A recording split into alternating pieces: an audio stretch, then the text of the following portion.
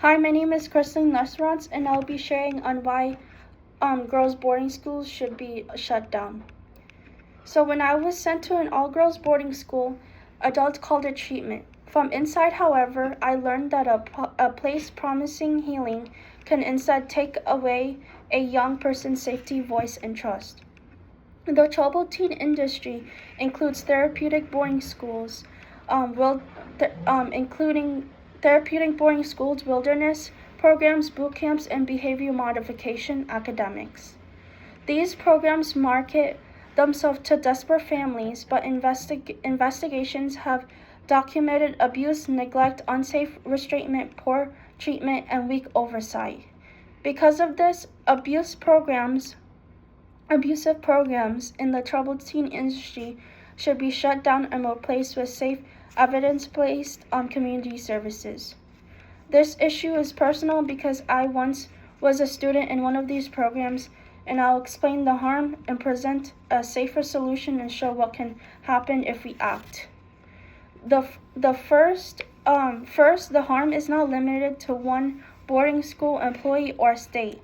Back in 2024, June 12th, a title called Warehouses of Neglect, published by the Senate Committee on Finance, a two-year investigation reviewed more than 25,000 pages of company records.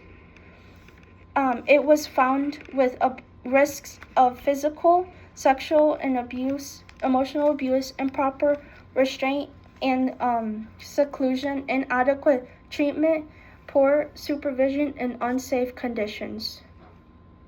These programs often combine isolated children, extreme staff authority, limited family contact, and weak transparency. That creates predictable opportunities for mistreatment. Parents may also see a polished website, an accreditation badge, and positive testimonials, but they may not be able to compare incident reports, restraint data, staff qualification complaints, or ownership history. Without clear information, families cannot make fully informed decisions about their child's safety. The problem has continued for decades. Back in 2007, of October 10th, a report titled Residential Treatment Programs Concerns Regarding Abuse, Death in Certain Programs for Troubled Youth, the U.S. Government Accountability Office reviewed police reports, autopsies, state investigations, and thousands of abuse allegations. Then, back in 2024, of June 12th, a report titled Child Welfare, Abuse of Youth Placed in Residential, and Stronger Oversight was still needed. Some children may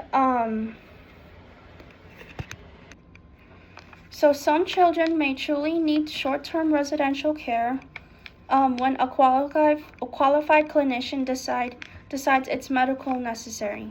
However, that is not the same as an industry using punishment, secrecy, coercion, inadequate staffing, or unproven methods. The goal is to close the harmful industry while preserving properly licensed care when safer options are not enough. So asking unsafe programs to improve is not enough. We need a realistic replacement. The solution has three parts. First, close programs that use punishment as treatment, hide serious incidents, restrict safe family communication, or lack qualified clinical care. Second, require necessary residential programs to have independent inspections, public incidents, reporting, youth grievance rights, qualified staff.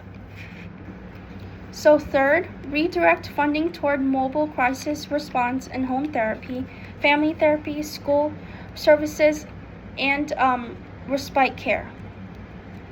In its undated report titled Alternatives to Psychiatric Residential Treatment Facilities, it published on Medicaid.gov, the Centers of Medicare and Medicaid Services reported that a 9-state program served 5,314 children through community-based alternatives. Participants generally maintained or improved that functioning, while available cost data showed average savings of 68%. So the U.S. Administration for Children and Families, through its title IVE Prevention Services, Cleaning House, also identifies multi-systematic therapy as a well-supported treatment. In its undated programs review, this treatment works with young person's family, school peers, and community instead of removing them from every protective relationship. So imagine that nothing changes, and the family finds a program promising a quick transformation, that this child is sent far from home, communication is limited, fear is treated as defiance, and punishment is presented as therapy. The child may return with interrupted education, damaged trust, and even more trauma. Now imagine a better future. The same family receives an independent assessment, mobile crisis support, family and therapy help from the child's school and community. That young person stays connected to safe adults and has a clear way to report mistreatment. If residential treatment is truly necessary, it is short-term, licensed, transparent, and evidence-based, and focuses on returning the child home safely. So before today ends, contact one state legislator, ask them to support the laws that close abusive or unlicensed programs, require independent oversight and public incident reporting, restrict punitive restraint and seclusion, and investigate in community-based mental health services. A child should never enter a place advertised as treatment and leave carrying more trauma than they brought in. I cannot change what happened to me, but together we can make sure and another young person in met with healing instead of harm.